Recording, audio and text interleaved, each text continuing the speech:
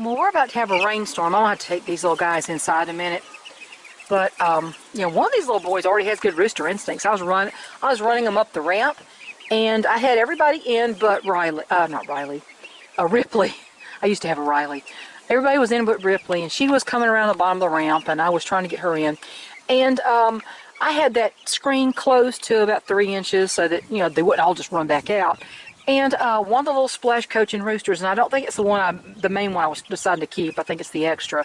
He came out there, and he was standing and waiting. And I realized what he was doing. He has good little rooster instincts already. He was waiting for the last girl to come in, because when she went in, he went in.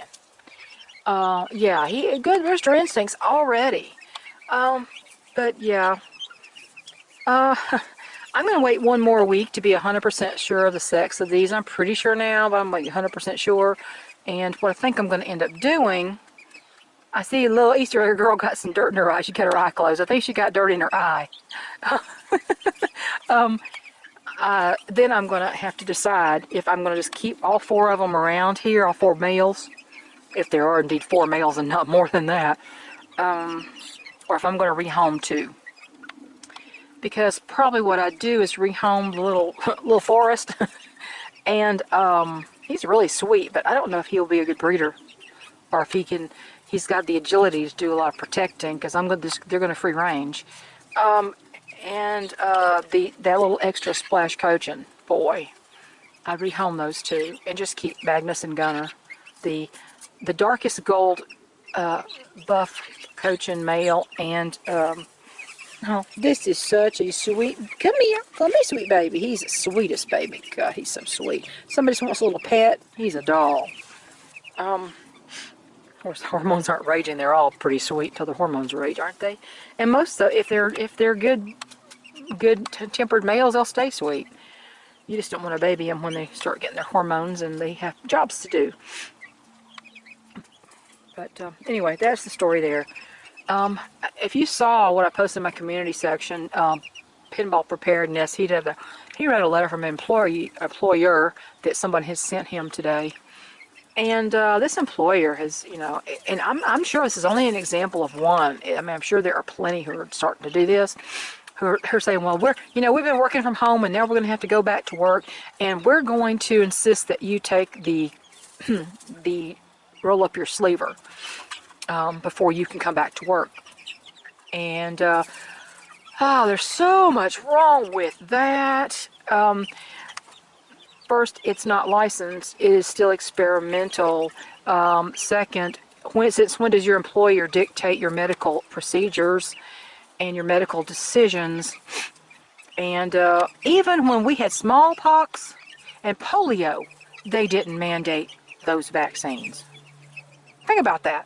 And those are so much worse than this. They want you to think this is the worst thing in the world, but with a 99.7 plus percent survival rate, it is not. But you're going to mandate something that is experimental, and you're going to tell your employees what medical procedures they must have to work there. Okay, what's the next step? Are they going to say, well, we're trying to up our company's image and, our PR and all this, and we want all the women to look really good. So what we're going to do is anybody we don't think is up to snuff, you're going to have cosmetic procedures. Or, you're pregnant? Well, you have to have an abortion to work here. Those are medical decisions, and are you going to allow that? Really? Are you going to allow that? And how many people have the backbone to say, I may lose my job, but I don't give a rat's ass. You're not telling me what to do. And I hope this employer gets sued. I hope all the employees get together and sue him, and don't bow down to that. Because there's so much wrong with that. I can't even begin to cover all the bases of what's wrong with this. But there have been plenty of cases of skin peeling rashes. I've seen several people who've had these rashes where their entire body, almost all the skin, pretty much peels off. And they're flaming red all over their entire body from this. Then there's my friend's acquaintance who, after her second jab, she ended up with being almost blind in one eye. And then there's the blood clots, which we know have been in AstraZeneca and Pfizer. And those are reported reactions. And paralysis. And heard in the blood clots, of course, when some lady I heard, she said, my father was 56 years old. He got this 2 weeks later. He died of a blood clot. He was perfectly healthy before that. Now, you know, there are a lot of people who are not perfectly healthy. If you are 50 pounds overweight, you're not perfectly healthy. If you have high blood pressure, you're not perfectly healthy.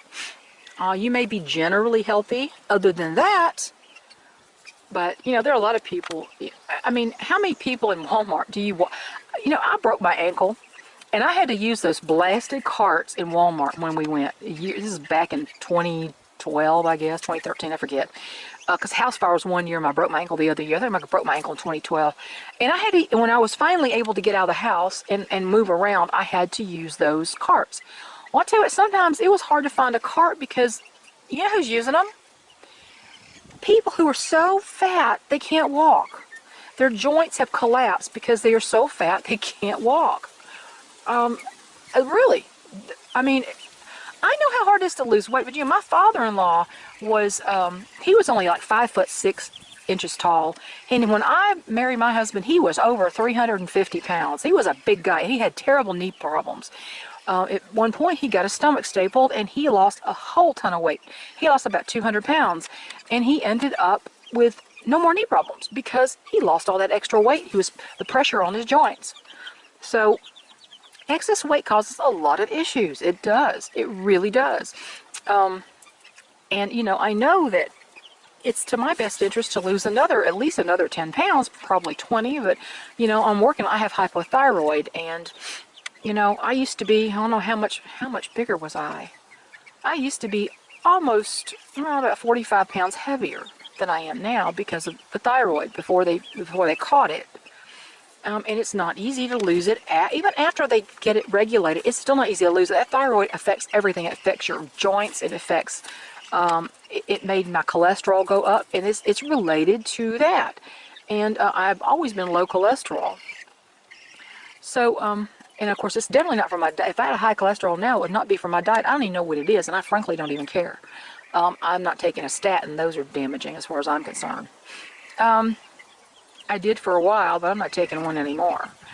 So, you know, you have to take your health into your own hands. You can't just say, oh, poor me, I'm so healthy. How did I ever get sick? When you're so fat, you're having to use a cart in Walmart, one of the little motorized carts. That's crazy. No, you're not healthy. Or you're wearing a mask, and then you pull it down to smoke your cigarette. That's not healthy. Gosh, y'all, live in reality.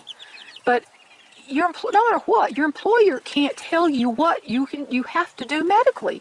He just can't do that. It also violates HIPAA laws, and yes, they do still exist. If they didn't exist, I wouldn't have to sign these dang forms every time I had to go to the doctor. Got to go to a new doctor, have to sign new HIPAA forms. Now, I haven't even been to a doctor since last August, if I remember right. And I only have to go once a year. Well, the next time it's going to be with the Medicare thing. I got to change again. So I had literally one appointment with the new doctor, and I'm going to change doctors again because I don't want to have to go an hour and a half. You know, people, you've got to take your own medical decisions into your hands. Are you willing to possibly compromise your health the rest of your life in order to assuage your employer and keep a job? Because that's what you may be doing. There are some doctors, I mean, now this is, I can't speak to that. I know there are some doctors who, they say all doctors agree this and that. No, they don't. No, they don't. Absolutely they do not. And most of the ones who don't agree with the crowd, with the herd, they end up silenced and censored and canceled. But those doctors, there's one doctor who even said, and I cannot tell you if it's true, he did say something about he felt that these things would literally shorten your life. And he even went so far as to say, if you're 70 years old and you take this, you have X number of years to live. I mean, seriously, I've never heard anybody say that. That's a pretty bold statement to make. Well, you know what?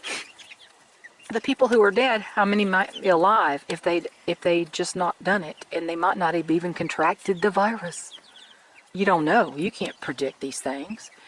You can't believe anything anybody says about it anymore, frankly. So who's making your medical decisions? Who's deciding how you're going to live your life? Are you letting the government decide that? Are you letting your employer decide that? Are you letting your insurance company decide that even? Yeah, they can deny payment on some things, and maybe you won't be able to get them if they don't pay for them. That is true. However, I'll just do without, or I'll find an alternative. If it's something ooh, did that scare you? If it's something I feel I have to have, my insurance company will not pay for it, and I can't afford it, then I'll just do without it, and I'll find an alternative. There are many alternatives.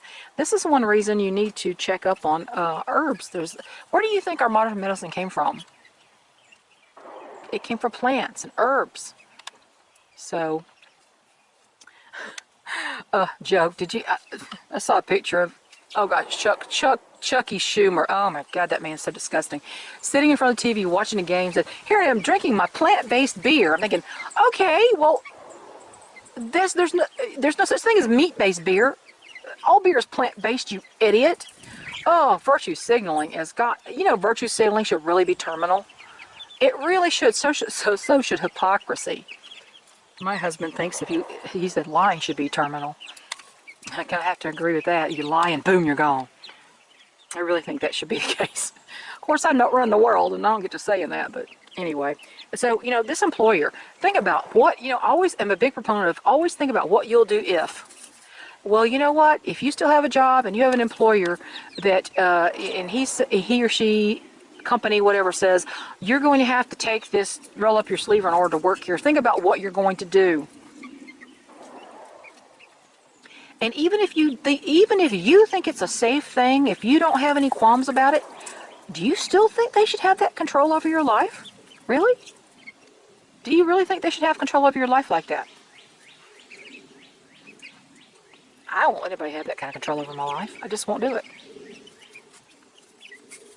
So, anyway, that's enough rambling today. And, you better more fun to look at the chicks than me. So, yeah, they're cute. It's getting cool out here. The wind's picking up, and I can feel the dampness in the air, so I'm going to probably get off and get these guys inside. It's supposed to rain for the next day and a half, I think. So we'll see about that, but it won't be long. We're getting ready to blow the dust out of the barn. We removed a lot of stuff from the barn today that was stored on top of one of the cages. And so we're getting ready to go ahead and do the blowout. I want to blow it out before these guys get in there. And once I blow that out, I'm going to do the pin switcheroos, and these guys are going to go into the barn because they're pretty much close to not needing any heat anymore at all. They're pretty well feathered out, especially the Easter. Well, I guess all of them really are pretty well feathered out. Plus the Cochins have got feathered legs, so they're pretty well covered. But I think I'm going to pull them inside in a minute here and just think about that. What will you do if your employer decides that he is going to make your medical decisions for you and insists that you have that or you can't come back to work? What if these things are going to compromise your health permanently? What if it does change your DNA? What if? I mean, these things are experimental, so people are being used as guinea pigs right now. What do you think? Are you going to let him dictate what you do? Are you going to get yourself braced for losing your job, just in case? Or are you going to sue the pants off of them? Think about that. So that's my basically question I'm posing to you for the day, and we'll check you out later.